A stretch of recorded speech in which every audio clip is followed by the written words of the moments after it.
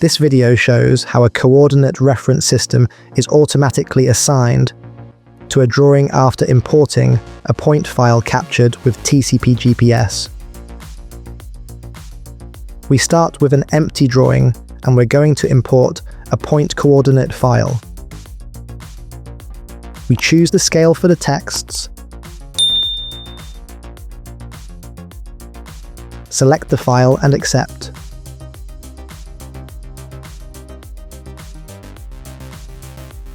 We see that the lines has been automatically drawn and some blocks have been inserted based on the point codes assigned in the field.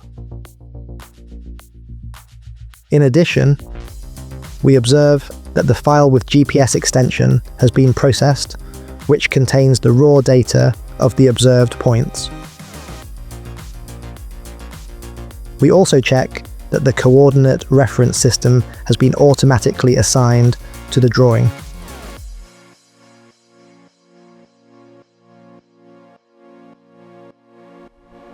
In AutoCAD, this automatically enables the ability to activate various base map types, which are interactive and update every time we change the zoom level.